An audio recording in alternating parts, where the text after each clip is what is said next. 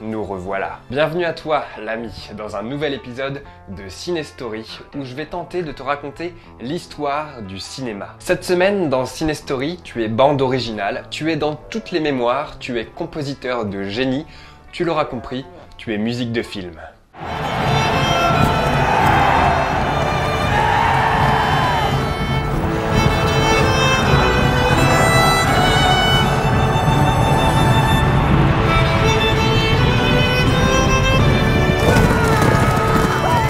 Alors, on en a déjà parlé, mais pour ceux qui auraient oublié, on va faire un peu de vocabulaire. Le terme musique off désigne une musique qui ne fait pas partie de l'histoire. Elle est donc perçue uniquement par les spectateurs, c'est-à-dire que les personnages du film, et je dis bien les personnages et non les acteurs, eux, n'entendent pas la musique.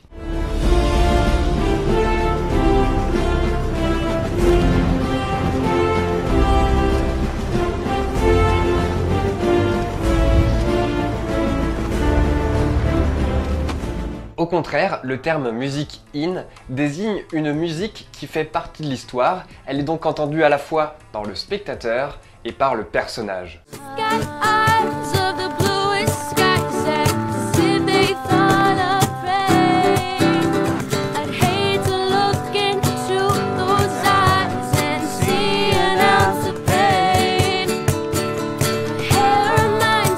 Lorsqu'on utilise le terme musique in, il faut préciser si on entend la source de la musique à l'écran. Si on voit la source de la musique, on dira in dans le chant. Au contraire, si on ne voit pas la source de la musique, on dira que la musique est in hors champ.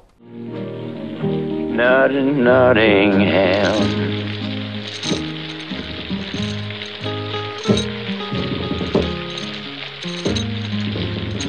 Ah, et ne vous étonnez pas si je parle dans cette vidéo de BO, ou bande originale. Quand on parle de BO, on parle d'une musique écrite et composée spécialement pour le film. Au contraire, on peut parler de compilation quand un réalisateur utilise des musiques déjà existantes. Et ce n'est pas parce qu'elles n'ont pas été composées pour l'occasion que ça ne fait pas un bon film. Pulp Fiction par exemple, ou plus récemment Les Gardiens de la Galaxie, sont de très bons exemples de films qui utilisent en grande partie des musiques déjà existantes.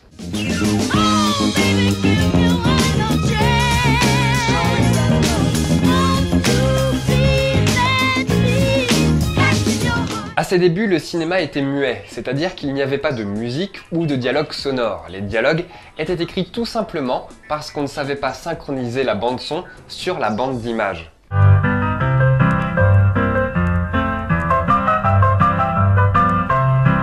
Donc la musique avait plusieurs fonctions. Tout d'abord, elle servait à rassurer les spectateurs parce qu'au début du cinéma, ils n'avaient pas l'habitude de voir des images bouger, donc ça pouvait les inquiéter. La musique servait aussi à couvrir le bruit du projecteur qui était insupportable. Enfin, elle servait à accompagner l'histoire. La musique était jouée en direct par un pianiste qui parfois découvrait le film en même temps que le spectateur. Le plus souvent, il improvisait la musique, qu'il inventait en fonction de ce qu'il voyait à l'écran. Et les systèmes de projection qui merdaient pas mal à l'époque pouvaient poser pas mal de problèmes aux musiciens qui pouvaient se retrouver à jouer dans le vide en attendant que l'image revienne. Seulement, les années passent et la technologie évolue. La musique dans un film n'est plus là que pour faire joli. Il y a un but. La musique sert et se sert du récit pour raconter l'histoire. Et il y a plusieurs façons de faire ça. On peut se servir de la musique dans un film pour marquer les mouvements des personnages, par exemple dans une scène de guerre. C'est ce qu'on pourrait appeler une musique épique. Généralement, la musique commence avant l'action pour finir en apothéose dans le combat. On appelle aussi ça un build-up. Ça veut dire que la musique devient de plus en plus impressionnante.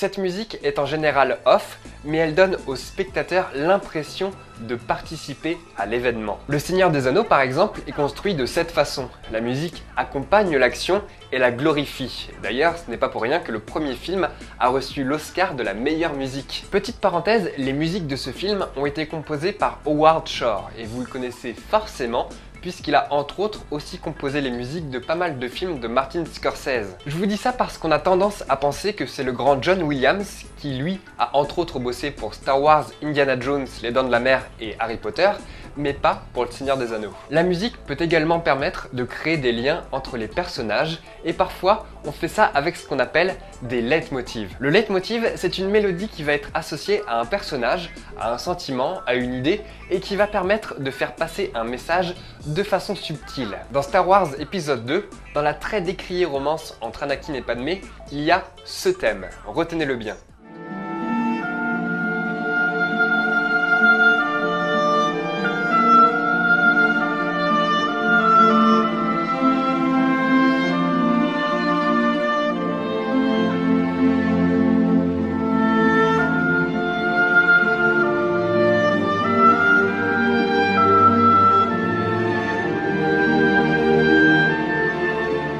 Eh bien, à chaque fois que l'on va voir ou évoquer ce personnage, ce sentiment, cette idée, on va rejouer la même mélodie. C'est-à-dire qu'à chaque fois, dans notre exemple, où le sentiment amoureux est en cause entre Anakin et Padmé, on entendra cette musique. Mais le plus important dans un leitmotiv, c'est que l'on peut, si l'on le souhaite, modifier les instruments ou encore le caractère pour coller à l'émotion du moment dans le film. L'amour naissant dans l'épisode 2,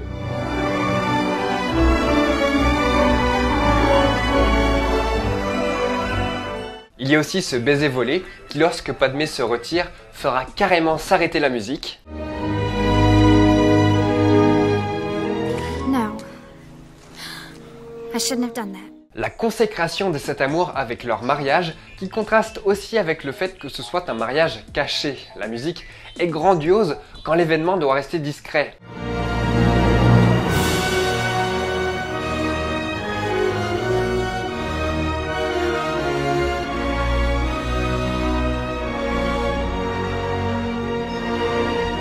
Anakin n'a pas le droit d'éprouver de l'amour, mais peu importe, la musique emporte tout et ne laisse plus de place au dialogue et à la raison. Encore mieux, la musique explose quand on ne voit plus qu'eux. Il n'y a plus que cet amour et peu importe les conséquences de cet acte. Enfin, cette musique revient dans l'épisode 3 quand Anakin passe du côté obscur et que Padmé va tenter de le raisonner. La musique est plus grave, plus lente. La musique ralentit l'action parce que Padmé a peur, elle hésite, elle ne sait plus quoi penser et même si elle l'aime, elle ne peut pas l'aimer en tant que Dark Vador.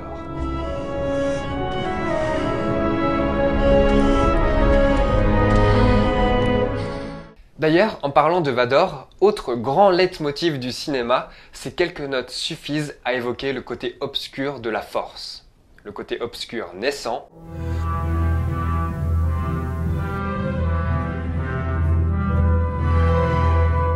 le côté obscur victorieux, le côté obscur combattant, le côté obscur menaçant,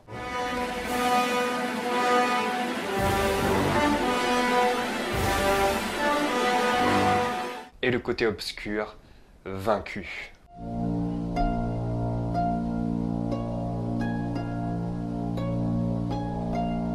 Le choix des instruments est important. Le violon, par exemple, accentue la tristesse, le suspense et la tension. Le piano peut aussi mettre en avant la tristesse, mais aussi la mélancolie, alors que les cuivres et les percussions, c'est l'épique, c'est l'action. La musique va également permettre de transmettre les émotions des personnages, des émotions qui peuvent être cachées ou non, et qui sont mises en lumière grâce à la musique. Dans Harry Potter 4, par exemple, quand Harry revient du cimetière avec le corps de Cédric, la musique In s'arrête brusquement quand les personnages se rendent compte que Cédric est mort. Et la musique, qui va renforcer le sentiment de douleur, arrive juste après.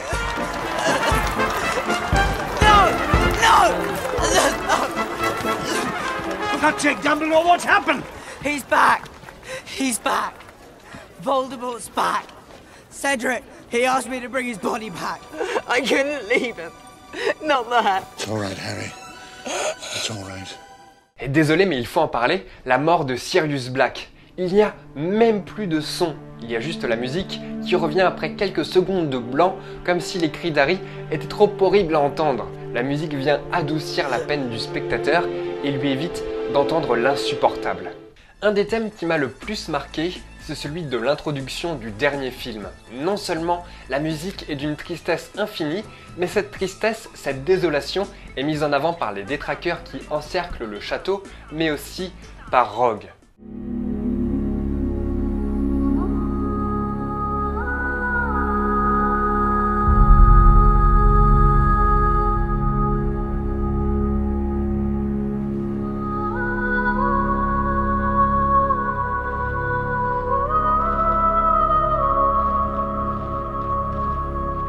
Maintenant qu'on connaît les sentiments qu'il avait pour Lily, la mère d'Harry, et qu'on sait de quel côté il est réellement, je ne peux pas m'empêcher d'avoir des frissons quand on sait que le titre de la musique, c'est Lily Song. La voix d'une femme résonne dans la scène comme dans la tête de Rogue, la voix de Lily, la femme qui l'aura aimé jusqu'à sa mort, pour toujours. Preuve que je ne raconte pas des carabistouilles, on entend le même thème musical quand Rogue meurt, au moment où il regarde Harry et qu'il lui dit qu'il a les mêmes yeux que sa mère. You have your mother's eyes.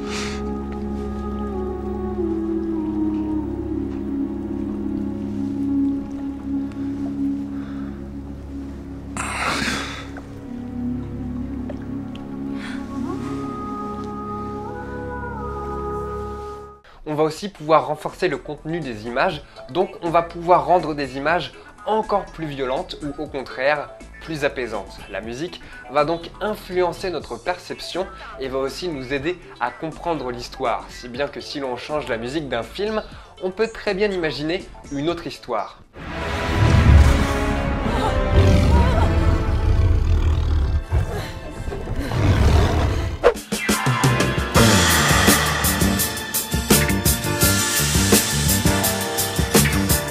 Pour finir, je dirais que la musique ne fait pas tout, mais quand même, les plus grands films ont une BO magnifique, sauf chez Hitchcock.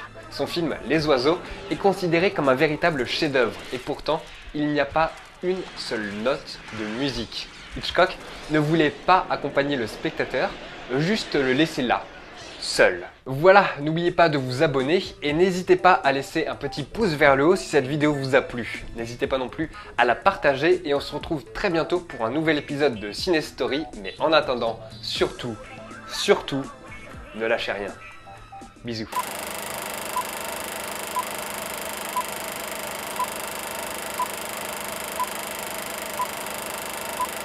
Je fais des trous, encore des petits trous, toujours des petits trous.